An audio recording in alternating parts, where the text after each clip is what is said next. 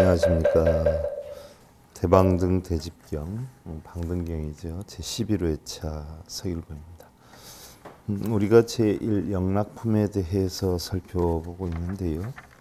지난 시간에 항상 등이 수행으로 3회타를 닦으시니 아무리 그 덕을 칭찬해도 다함이 없네.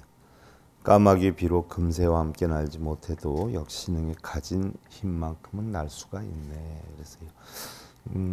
까마귀가 금새와 함께 날지 못한다라고 하는 것은 중생들이 감히 부처와 같진 않더라도 중생들이 자기의 어떤 능력만큼은 그런 만큼은 날 수가 있다, 지닐 수가 있다, 깨우칠 수가 있다 이런 얘기인데 지난 시간에 우리가 삼해탈에 대해 살펴봤어요.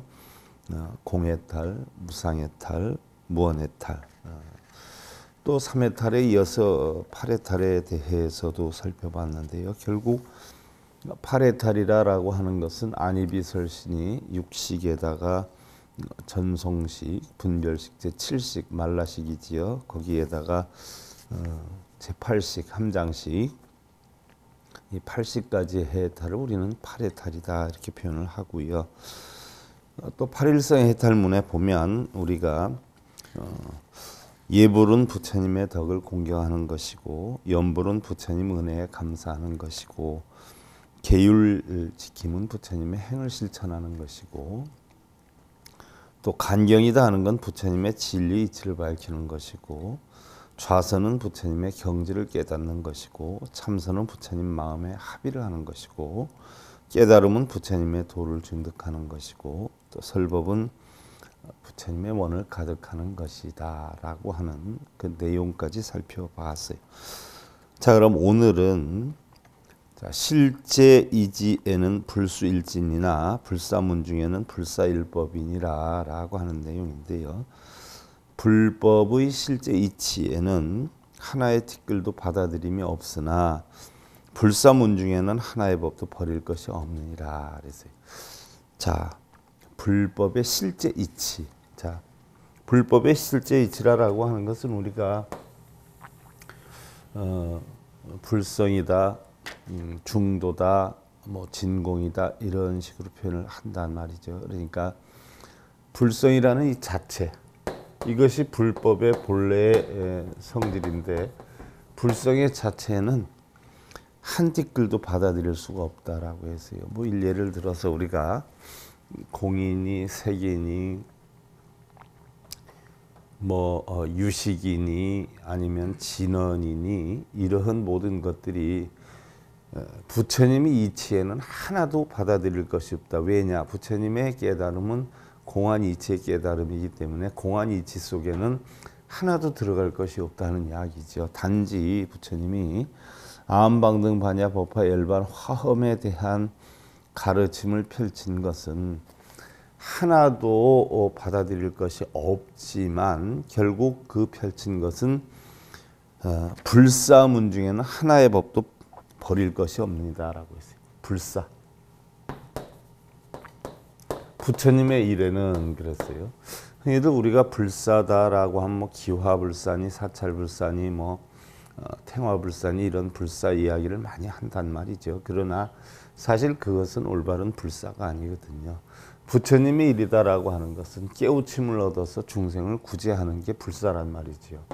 그럼 불법문 중에는 하나도 받아들일 것이 없지만 왜? 공안이 이치니까 받아들일 것이 없는데 불사를 이루는 데는 중생을 가르치고 인도해서 깨달음을 주는 것에는 하나의 티끌도 버릴 것이 없다라고 했어요. 왜? 모두가 부처님의 진리를 깨우치게 하는 방편이기 때문에. 그래서 우리가 공이다, 색이다, 뭐 삼해탈이다, 팔해탈이다 이런 자체도 사실은 본래 부처님 가르치면은 공하기 때문에 하나도 있을 수가 없어요. 공한 가운데. 그런데 이 공한 이체 가르침을 전하기 위해서는 그 불사를 이루기 위해서는 중생을 진리를 깨쳐서 고통받는 중생의 고통을 없애기 위한 그 방편으로 이끌기 위해서는 하나의 티끌도 하나의 법도 버릴 것이 없다는 이야기예요. 그래서 중생들의 바르게 깨우치게 하기 위한 그 방편으로는 한 개의 법도 버릴 게 없는데 부처님이 깨우친 중도의 공한 이치에는 또 하나도 받아들일 것이 없다는 이야기. 이 이치를 분명히 알아야 돼요. 그래서 사실 간혹 보면 부처님의 진리 가운데 뭐가 옳다, 뭐가 틀리다, 이것은 부처님이 이렇게 설했다, 저렇게 설했다 하는 이 자체도 사실은 결국 부처님의 바른 깨우침을 얻기 위한 하나의 방편일 뿐이지 그걸 가지고 논쟁할 것이 하나도 없다. 왜? 중생들의 근기가 다르기 때문에 방편으로 해서 똑같은 가르침을 준다라고 해도 중생들의 근기에 따라 다른 가르침을 줄 수가 있다는 이야기죠. 예를 하나 들어서 가부좌를 들고 선만 수행하는 불자한테는 부처님께서 앉아 있는다고 깨달음을 얻을 수 있느냐? 앉아 있을 필요가 없다라고 가르침을 줄 수가 있어요. 그러나 또한 어떤 교회 가르침에 빠져가지고 부처님의 경전을 연구한다 해서 거기에 빠져 있으면 또한 글자 속에 무슨 진리가 있겠느냐? 그것을 바르게 숙련시키는 명상이 중요하지라고 똑같은 가르침이지만 중생의 근기에 따라 달리 설할 수가 있어요.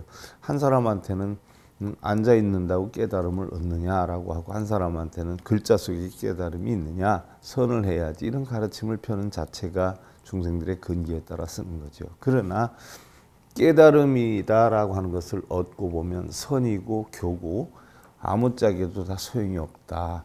다 공한 이치만 가지고 있으면 된다. 이게 깨달음이에요. 그래서 그 공한 이치를 터득하기 위해서 중생 따라 선이 부족한 중생한테는 선을 하라라고 하고 교가 부족한 중생한테는 교를 하라 하고 이런 가르침이 다른 것이지 어느 게 옳다 어느 게 그르다 이 논쟁을 할 필요는 없다는 이야기죠. 근데 대부분이 그런 논쟁을 엄청 많이 해요. 유식이 어떻다, 진언이 어떻다, 대승이 어떻다, 소승이 어떻다. 그러나 전부 한 개도 뭐예요? 따질 것이 없어요. 그냥 공으로 돌아가요. 그런데 공의 이치를 모르는 중생한테는 그 어느 하나도 버릴 것이 없다. 필요에 따라서 응병리학 대기설법, 중생들의 근기에 따라서 가르침이 필요한 것이다 하는 이야기. 자, 연이나 차팔사는 유여사방사우하니 권일 불가라 그랬어요. 그러므로 8가지 일은 자 8해탈 또는 8정도 여기에 해당이 되는 거죠. 비유하면 마치 사방과 내 모서리와 같으니 사방과 내 모서리다라고 하는 것은 8방을 얘기를 하는 거죠. 그래서 하나라도 빠뜨릴 수가 없느니라라고 했어요. 우리가 불법을 깨우치게 하는 방편으로서는 그 한 가지라도 어느 한 가지라도 필요하지 않은 것이 없다. 그러나 깨달음을 얻은 뒤에는 또한 필요한 것이 없다. 다 버려야 된다는 이야기.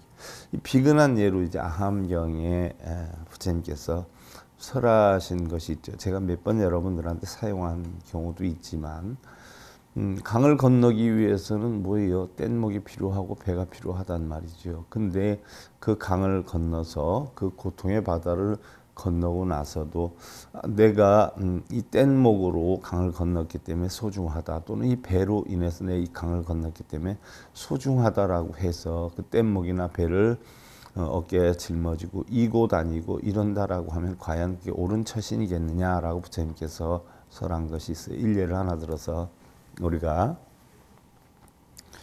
어떤 분은 예보를 열심히 하니까 대단히 훌륭하다 이렇게 평을 하는 분이 있고, 어떤 분은 경전을 여러 번 쓰고 읽으니까 그분이 대단하다라고 하고, 어떤 분은 절을 열심히 하니까 대단하다 이렇게 우리가 평가를 할 수가 있어요. 그러나 절을 하고 독경 사경을 하고 일례를 들어서 참선을 하고 모든 것이 깨달음을 얻기 위한 하나의 방편일 뿐이지, 우리가 깨달음을 얻어서 세상의 모든 만법은 다 공하다는 이치를 터득을 하면 경전을 읽을 것도 쓸 것도 절을 할 것도 참선을 할 것도 하나도 없다는 얘기예요. 그건 다 뭐예요?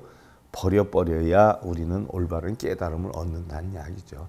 그걸 이고 짊어지고 어깨에 메고 다니고 이런다라고 하면 올바른 깨달음의 길로 갈 수가 없다. 그러니까 우리가 뭐 예불을 열심히 하거나 사시기도를 열심히 한다 해도 엄청 훌륭한 것 같지만 깨달음을 얻기 위한 하나의 과정이에요.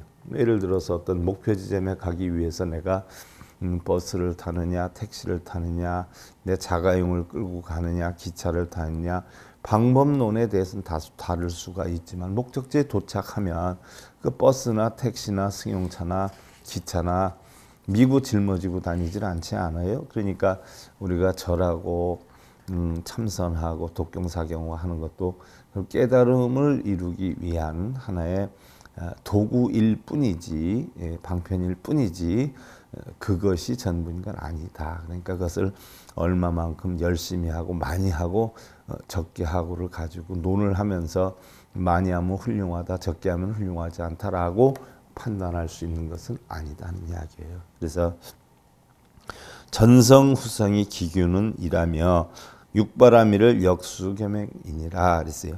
예전의 성인과 또 이후의 성인도 그 헤아림은 한 가지이나 육바라밀 역시 모름지기 겸하여 수행하느니라 그랬어요. 그래서 예전의 성인이나 이후의 성인도 헤아림은 한 가지다라고 하는 것은 깨달음에 이르는 길은 한 가지이다. 깨달음이라고 하는 것은 한 가지이다. 세상의 모든 것은 한 마음의 작용이다. 그러나 육바라밀은 모름지기 겸하여 수행해야 하느니라 라고 했는데 육바라밀이다라고 하는 것은 결국 대승에서 시도한 실천행의 행위이잖아요. 뭐 예를 하나 들어서 내가 사성제 8정도 12연기법에 대해서 깨달음을 얻기 위해서 수행을 했다라고 하는 것은 대부분 소승경전이다라고 표현을 해요. 왜 그러느냐? 나의 깨달음을 얻기 위해서 그게 필요한 것이다. 그러나 가장 중요한 것은 그런 깨달음을 얻고 나면 어떻게 돼요?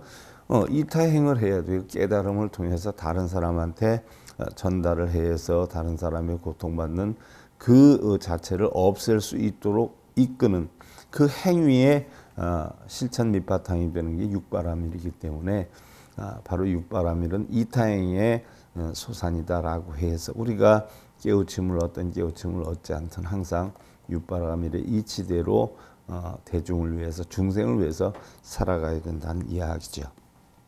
그래서 악음 여호 임력찬이요 유원 애민 수미탄이라 불종 불수 기과실이요 불찬열의 무해탈이라. 내가 지금 까마귀의 힘을 찬양하오며 원하오니 가엾으니 작은 찬탄 받아주소서. 심지 않으면 그 열매를 거둘 수 없듯이 열에 찬탄하지 않으면 해탈할 수 없습니다. 내가 지금 까마귀의 힘을 찬양하오며 라고 해 있는데 까마귀의 힘을 찬양한다라고 하는 것은 바로 아까 우리가 얘기했듯이 그죠? 금새가 까마귀가 금새와 함께 할 수 없다라고 했어요. 비록 금새와 함께 날지는 못한다라고 하지만 까마귀는 중생 나름대로의 근기가 있지 않아요. 그러나 가장 중요한 것은 얼마만한 행위를 했느냐라는 것이 중요한 게 아니라 과연 내가 육바라밀 행으로서 어떤 마음으로 어떻게 나아갈 것이다 하는 그 자기의 마음가짐이 중요하니까 그 마음가짐을 가진 까마귀의 행도 사실은 대단한 것이고 그러나 원하오니 작은 찬탄 받아주소서 했어요. 심지 않으면 그 열매를 거둘 수 없듯이라고 했어요. 우리가 서원을 세우지 않으면 행원이나 뭐 발원이나 행원이나 원력이나 이룰 수가 없지 않아요? 시작이 반이다라고 해요. 시작이 반이다. 내가 바른 깨우침을 얻어야 되겠다라고 하는 마음가짐을 지니는 것이 사실은 굉장히 중요하지요. 그런 마음을 가진 사람과 전혀 갖지 않은 사람의 차이는 사실은 결과는 하늘과 땅 차이가 된다는 이야기죠. 이랬을 때 이러한 원인을 만들지 않으면 과가 없으니까 심지 않으면 열매를 거둘 수 없다는 것은 이러한 내가 서원을 세워서 원인을 만들어야 되는데 그 원인을 만들려고 하니까 열애를 찬탄할 수밖에 없습니다. 그래서 열애를 찬탄한다는 것은 바로 부처님의 진리를 내가 터득해서 익혀 나가겠다라고 하는 서원을 세운다는 이야기죠. 그래서 연민 위협 지혜화 삼매위세 탈보 보살 봉황 식감노요 아금 예불 법연화라 했어요. 그래서 가엾이 여김으로 잎을 삼고 지혜로 꽃을 삼으며 삼매로 수염을 삼고 해탈로 자리를 삼아서 보살의 왕벌이 되어 다니쓸 자신하니 저희들 지금 불법의 연꽃에 경례를 합니다라고 했어요. 자, 가엾이 여김 잎을 삼았다. 지혜로 꽃을 삼았다.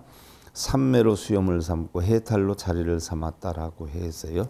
그러면 바로 올바르게 불법을 깨우치겠다라고 하는 그런 이파리로 지혜를 펼쳐내서 꽃을 이루는 거죠. 지혜다라고 하는 것은 오온이 공한 이치여요. 이것으로 꽃을 삼고 삼매로 삼마지다라고 표현을 한단 말이죠. 이런 삼마지로 삼매로 수염을 삼고 해탈로 자리를 잡아 바로 해탈의 이치를 터득해서 보살의 왕벌이 되어서 바로 보살의 왕벌이 되어서 다니쓸 자신하니 했는데 결국 보살의 왕벌이 되어서 다니쓸 자신다라고 하는 것은 결국 깨달음의 어떤 전수를 이야기를 하는 거죠.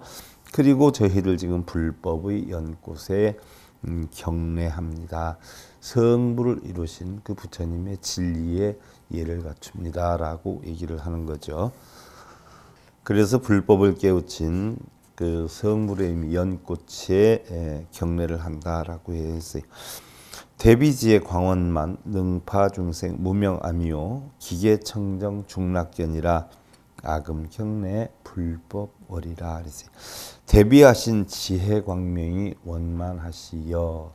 자, 대비다라고 하는 것은 우리가 사물양심의 역량을 얘기한다라고 했고요. 지혜 광명이 원만하여 부처님의 오훈이 공한 지혜의 빛이 두루 원만하여서 능히 중생들 무명의 어둠을 깨뜨리시네. 그래서 능히 중생들의 어리석음 무명을 깨뜨리시네. 그랬어요. 그 개 맑고 깨끗하여 모두 즐겨 보나니 저희들 지금 불법의 달에 경례합니다. 그래서 계율이 맑다라고 하는 것은 뭐 흔히들 우리가 얘기하는 5계를 잘 지킨다. 뭐 아니면은 10계니 8제계니 48경계니 뭐 비구니 250계 348계를 잘 지킨다.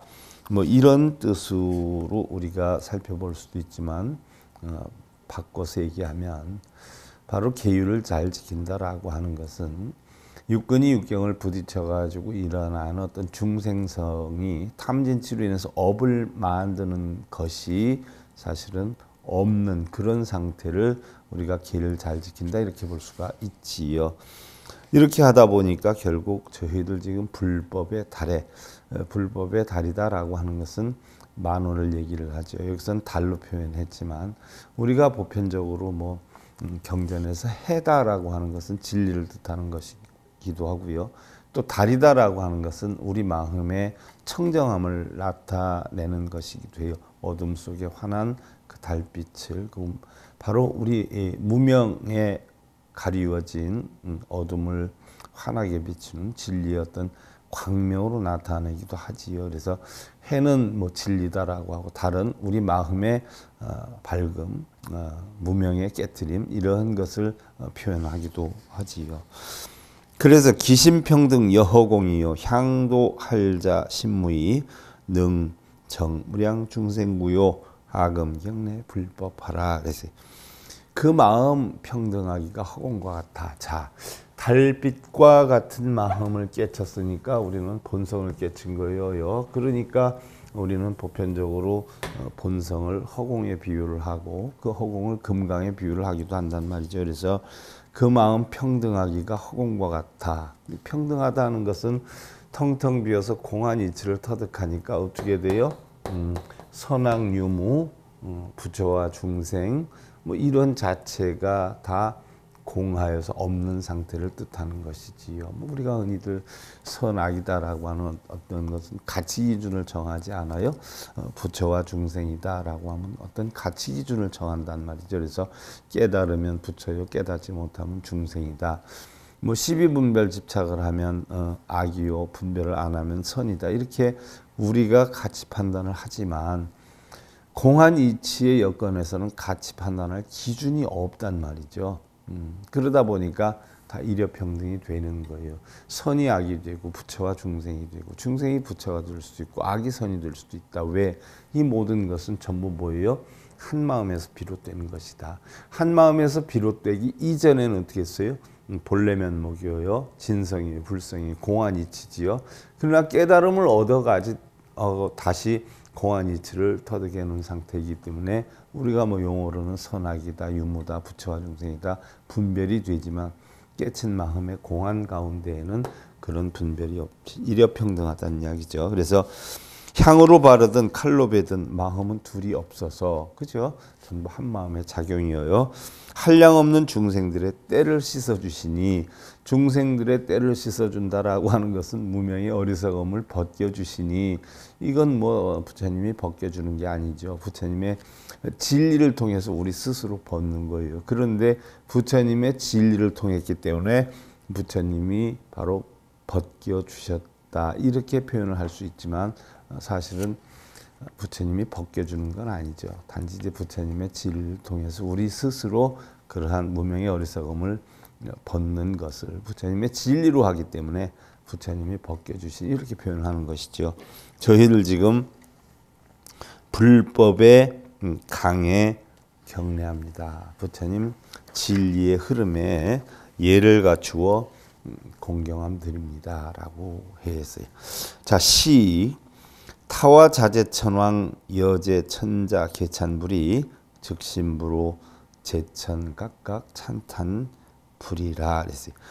이때의 타와 자재천왕과 모든 천자들이 타와 자재천왕은 바로 욕계 육천 가운데 육천의 마왕을 뜻하지요. 그래서 욕계 육천이다라고 하는 것은 우리가 욕계, 색계, 무색계, 삼계라고 표현하지 않아요. 그래서 욕계 육천, 색계 18천, 무색계 4천이다라고 하는데 흔히들 삼계를 달리 표현하면 바로 욕계는 탐욕의 세계, 육근의 세계를 나타내고 또 색계는 육경의 세계, 성냄의 세계를 나타내고 무색계는 바로 우리 정신의 세계, 즉 어리석음의 세계를 나타난단 말이죠. 그래서 욕계의 육근이 색계의 육경을 부딪혀서 일어난 정신작용의 세계를 우리는 무색계다 이렇게 표현을 한단 말이죠. 그런데 그 탐욕의 세계, 욕계 육천의 마왕이 욕계 육천이다라고 하는 것은 사천왕천, 도리천, 야마천, 도설천, 화락천, 타화자재천 이렇단 말이죠.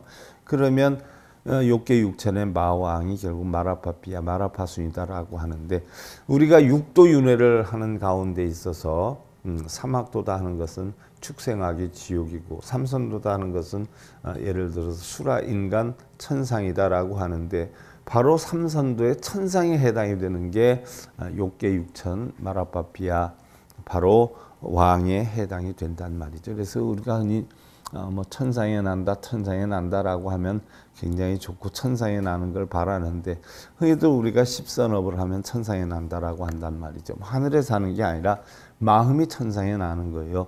10가지 좋은 업을 자꾸 만드니까 기쁘지 않아요. 뭐 예를 들어서 내가 누구한테 베풀었다, 여건을 주었다라고 하면 내 마음이 행복하지 않아요. 그때 누릴 수 있는 그 세계를 우리는 천상의 세계다 이렇게 본단 말이죠. 이랬을 때 바로 욕계 육천의 마왕인 마라파피아 탐욕이 있기는 있는데 탐욕의 왕인데 남의 것을 자기 것보다 소유하는 왕이 타화자재천 왕이란 말이죠. 그러나 그 타화자재천 왕도 냉정히 보면 탐욕심이 있는 마왕이지만 바로 천상세계에 있는 마왕이기 때문에 탐욕심이 있긴 있지만 적다 이렇게 표현할 수가 있어요. 그래서 이런 타화자재천 왕과 모든 천자들이 개송으로 부처님을 찬탄하고는 곧 부처님 뒤를 따르니 모든 하늘도 각각 부처님을 찬탄하였다라고 했어요. 자, 이 시 이때에 열애 시헌 무량 신통 도력 점점 지피 칠보 방중 여사천하 견불 상승 삼천 대천세계 소견 역부 여진이라 라고 했어요. 그때에 여래께서 한량없는 신통 도력을 보여주시고, 자, 신통 도력이다라고 하니까 흔히들 우리가 알 때 뭐 유교나 도교에서처럼 신통력하면 요술을 부리고 도력이다라고 하면 막 날아가고 이런 도력인 줄 아는데, 신통도력이다 하는 것은 눈, 귀, 코, 혀, 몸 뜻에 탐진심이나 걸림이 하나도 없는 이러한 이치를, 진리를 터득한 것을 우리가 신통도력이다 이렇게 표현을 한단 말이죠. 그래서 육신통이다라고 하는 건 부처님 처음 깨달음을 얻었을 때 사선삼통을 했단 말이죠. 그래서 인연과법인 천안통, 또 그러면 세상의 모든 것은 인과대로 형성이 된다라고 하면 과연 우리의 고통은 원인이 뭐였는가, 이거를 추구해 나가다 깨우친 것이 결국 무명 때문에 고통이 이루어지는구나 해서 알았던 것이 우리가 숙명통이지 않아요?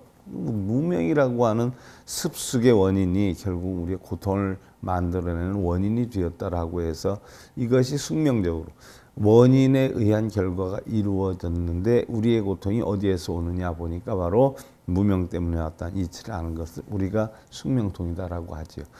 그럼 이 무명을 어떻게 깨뜨려야 되느냐라고 했을 때, 무명이다라고 하는 것은 전부 있다라고 하는 관점으로 보기 때문에 결국 고통이 온다는 이야기예요. 내 뜻대로 하고 내 마음대로 만들려고 해서 고통이 오는 건데, 그럼 이것을 어떻게 고통을 없애야 되는가? 원인을 분석해서 고통을 해결하는 그 지혜의 방법, 그 지혜를 터득한 것이 누진통이란 말이죠. 그래서 그 누진통은 뭐예요? 세상의 모든 것은 있다라고 관을 하니까 고통을 받는데, 알고 보니까 있는 것 같이 보여도 사실은 잠시 인연 따라 존재하는 것일 뿐이지 영원히 존속되는 것은 아니다는 이치를 우리가 깨우치게 되죠. 그래서 오온이 공하고 세상 만법이 공하다는 이치의 지혜를 터득하다 보니까 있다라고 하는 관점으로 해서 형성된 고통이 소멸이 되더라. 그래서 지혜를 깨치다 보니까 고통이 없어지더라. 이게 누진통이란 말이죠. 그래서 번뇌루자 다할진자에서 번뇌를 말끔히 없애는 마음을 지니는 거, 이게 누진통이에요. 자, 부처님이 청 깨달음을 얻었을 때 이렇게 사선삼통을 하셨는데, 중생을 구제하려고 하다 보니까 어떻게 돼요? 바로 중생들의 이야기나 중생들의 마음을 알아야 그 중생들의 고통을 없애줄 수 있는 방법을 통찰할 수가 있단 말이죠. 그래서 바로 우리 대부분의 사람들은 탐욕심이 있지 않아요. 탐욕심이 있기 때문에 심지어 부부 사이에도 자기가 유리한 거, 좋은 거, 이득되는 거 계산해가지고 말하고 행동하고 하는데, 부처는 바로 그런 것이 없었지요. 세상의 모든 것은 공한 이치이기 때문에 자기의 사심이나 이해타산을 떠나서 사람을 대하다 보니까 그 사람이 진실된 말을 하는 것을 그대로 받아들일 수 있었고, 또 그 사람의 마음의 고통이 얼마나 심한가 하는 걸 그대로 이해할 수가 있었죠. 이게 바로 천이통, 타심통이에요. 그래서 남의 마음을 충분히 아니까 고통이 어느 정도 된다는 이치를 알게 되니까 바로 뭐예요? 그 고통을 해결할 수 있는 그런 진리의 이치를 설하지요. 이러다 보니까 그 상대방이 고통이 없어지고, 또 설한 부처님도 고통이 없어지는 중생의 모습을 보니까 기쁘지 않아요. 그래서 마음이 서로 합족했다 해서 만족할 쪽자를 써서 신족통이다 이렇게 표현을 하지요. 그래서 바로 그런 육신통, 이런 육신통의 도력을 보여주시고 점점 저 칠보 궁전 가운데로 나아가니, 칠보궁전이다라고 하니까 어디에서 우리가 익숙하게 칠보궁전을 많이 접했냐면 정토 삼부경에서 많이 접했어요.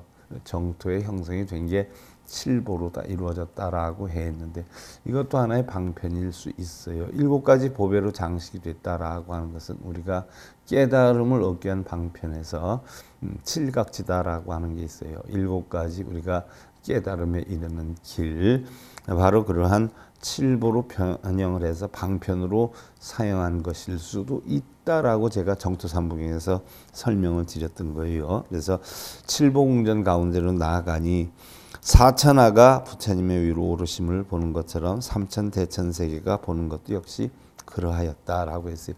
사천하라고 하는 것은요, 우리가 보편적으로 경전에서가 경전마다 우리는 굉장히 많이 이 비슷한 얘기를 반복하고 있어요.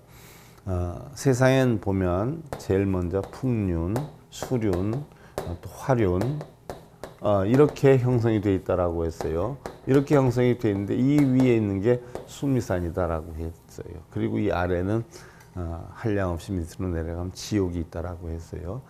그럼 이런 수미산이 있는데 이 수미산이 냉정히 보면 수미산이 지에 해당이 된단 말이죠. 그러면 지수화풍에 해당이 되는 거예요. 우리 육신 4대 화합처 지수화풍에 해당이 되고 여기에 사천하가 있어요. 사천하라고 하는 것은 동서남북에 섬이 있다라고 하잖아요. 그래서 예를 들어서 뭐 사대주, 사대부주, 사주 이렇게 표현을 하는데 수미사주라고도 하지요.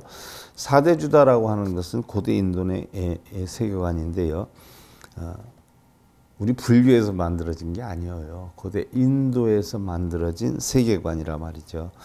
이 수미산 사방에 칠금산과 철이산 사이에 함해 가운데 있는 네 개의 대주를 이야기를 하는데 주련의 주에는 대부분 주자를 쓰는데 절절마다 주련에 보면 사실은 이 주자를 많이 써요. 근데 원래는 삼수변이 들어가야 된다는 거예요. 물에 있는 것이기 때문에 이걸 가지고 또 논쟁하는 분들도 많아요. 논할 건 아니고요. 자, 그래서 동쪽에 승신주, 남쪽에 섬부주, 그 다음에 이제 서쪽에 우하주, 북쪽에 구로주, 뭐 이렇게 해서 네 섬이 있는데 우리는 남쪽에 있는 섬부주에 해당이 된다. 이건 각 경전에서 얘기하는 것들이고요.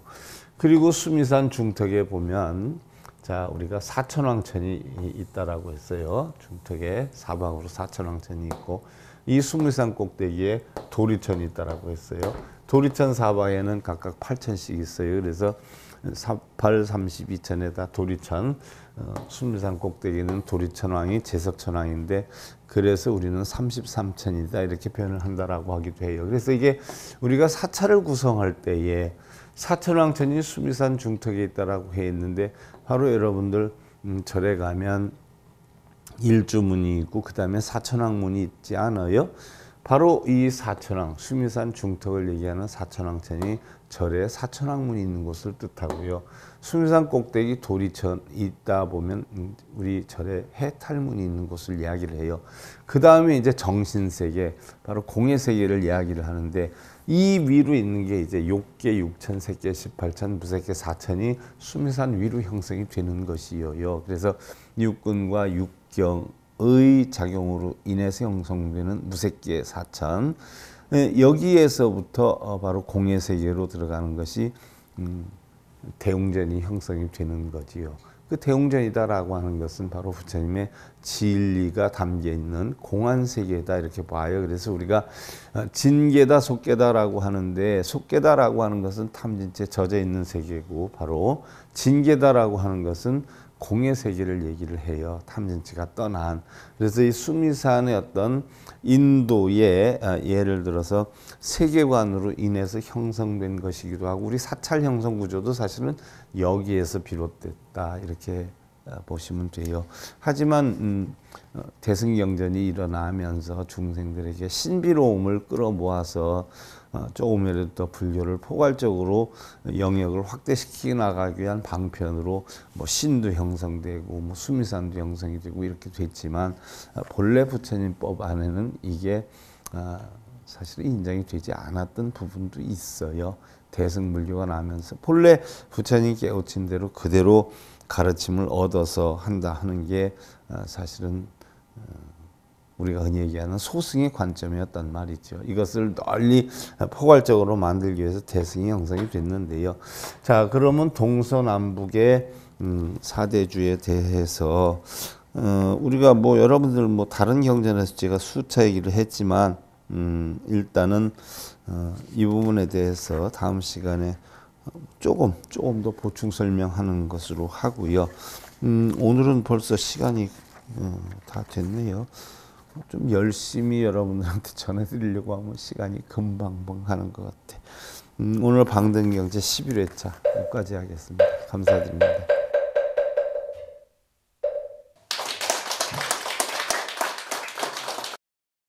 행복으로 가는 징검다리에 서귤봉 스님이 여러분들을 초대합니다. SIB 불교교육대학에서는 더 듣다, 생활 속의 천수경, 달마대사 성관법, 현대생활 불교 법요지, 불교학개론, 성찰스님 백일 법문 등을 비롯한 다른 불법, 다른 진리, 서귤봉 스님의 SIB 불교교육대학.